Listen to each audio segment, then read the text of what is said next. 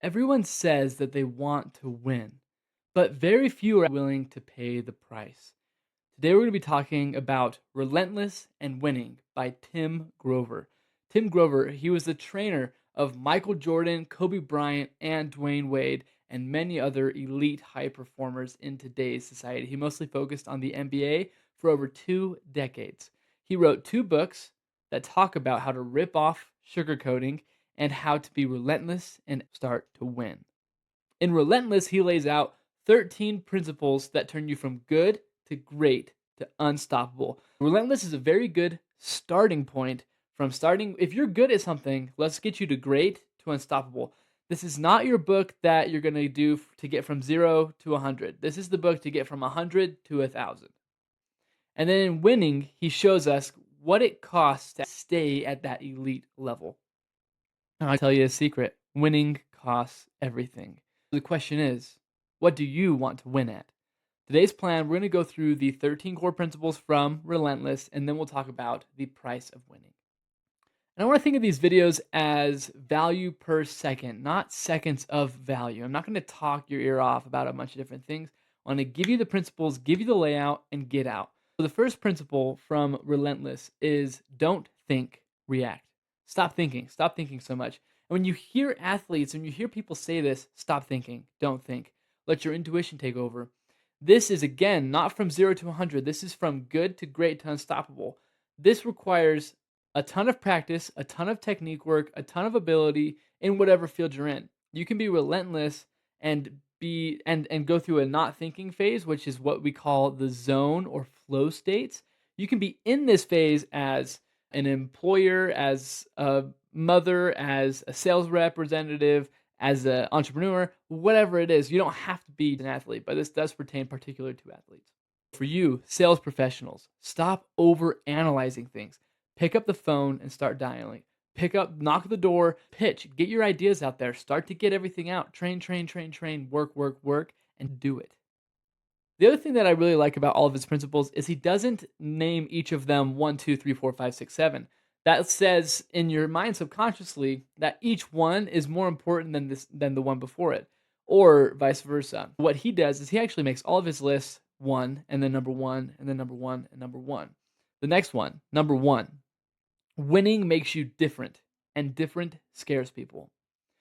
It can be lonely at the top of the mountain. You've probably heard that a lot. People like Kobe Bryant, Michael Jordan, Tiger Woods, Michael Phelps, they feel alone a lot of the time. Nobody understands how it feels to be in their position. And this is where he introduces the concept of three different personality traits in groups of people that, as far as performance is entailed. Number one is the lowest level, which is coolers. You can perform, you can do things, but you don't really care that much. And then there's closers. People would attribute closer mentality to Michael Jordan and Kobe Bryant all the time. He says he's not a closer. That's doing him a disservice. There's a lot of closers, high performers, people that are in an elite level. People are closers, and that's a pretty elite level. But what Michael Jordan and Kobe Bryant and all these elite level people are is cleaners. They do everything, and they're absolutely relentless. We're talking about this elite of the elite, the top 1% of the top 1%. So this doesn't apply to a ton of people, which is why when I'm doing this training, I'm going to apply a lot of these principles to the closers. We'll talk about what it is for the cleaners, but the closers are what I really think are going to get the most value from this, and a lot of my different philosophy that I'll share with you throughout this training. But winning makes you different. So the next principle, number one, is being relentless means demanding more of yourself than anyone else ever could.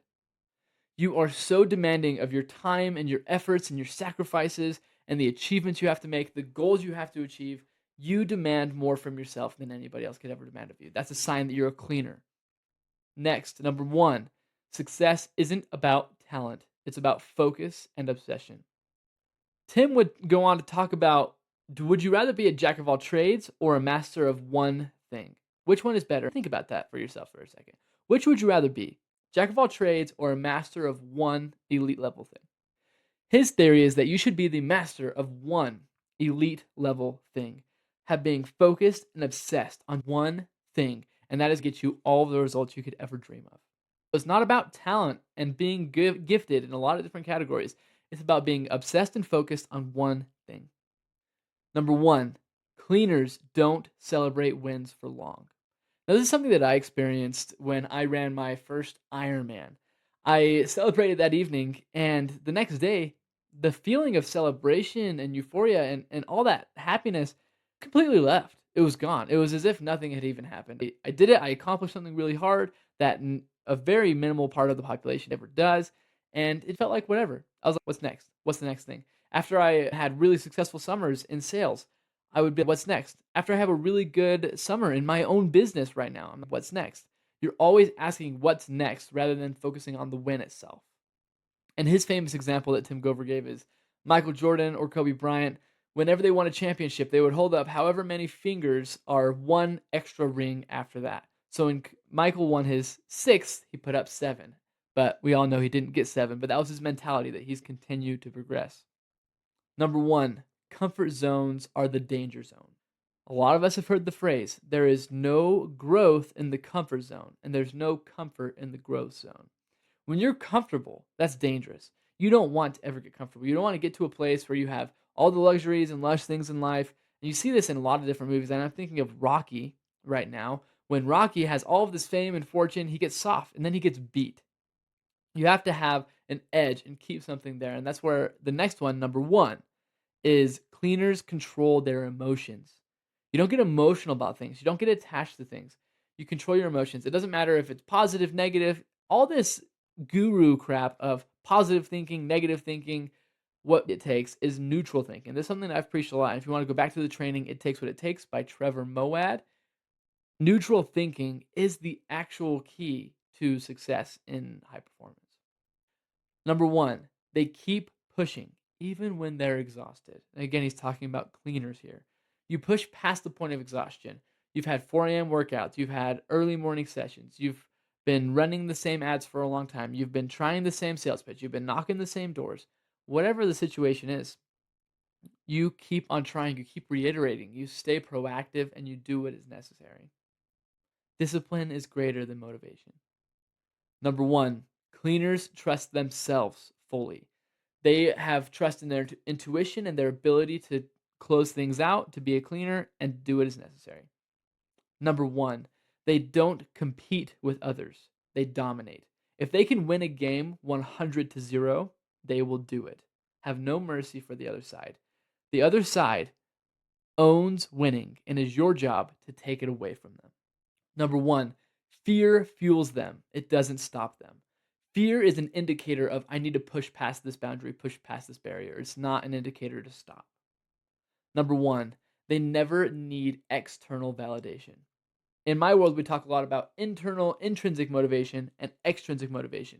They are hyperly intrinsically motivated, motivated by themselves, their character, their ability to achieve.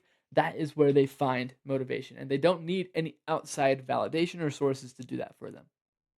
Number one, relentless people finish, always. They finish the job, they finish the task at hand. Whatever the thing is, they get it done. No excuses, no half measures. I'll talk a little bit more about his book, Winning. This one is exclusive. It's for the people that are already winning, already at the top of their game. How do you stay at the top of your game? And if you're interested in having a full discussion and training on this, let me know. But I'm going to keep this very short about the bullet points of what he talks about in the book. One, winning is everything. It's the reason you sacrifice. Winning is everything. And I think of the Georgia Tech coach, that video online of, he talks about winning. Winning is not loyal. Losers will do a little bit of work and think that winning owes them something. Whereas winners will do so much work it's unfathomable, but winning is still not loyal to them. You have to keep chasing it, keep trying. Winning is everything. And I think of that. Winning is not loyal to you. You have to keep trying, keep putting forth the effort to win. Number one, winning is selfish. He talks a lot about having a dark side, and this is something I didn't touch on that much. Everybody has a dark side. You have something that's motivating you, some skeletons hidden in the closet that's pushing you, motivating you to go forward.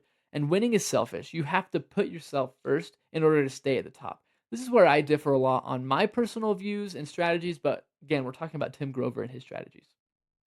Winning is 24/7. It is relentless and it is demanding.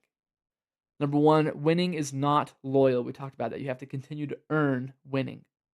Number one, winning is dirty. It comes with blood, sweat, tears, sacrifice, and even a lot of pain. Number one, winning requires obsession. You have to want it more than your comfort. And number one, winning is freedom, but only for those who can handle its weight.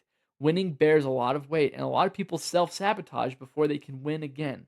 So if you are in this self sabotaging struggle where you have some success, but you can't maintain it, let's have a conversation. I'd love to talk about the psychological breakthroughs that you can have and the principles you can use to stay winning or to start winning again or to win for the very first time.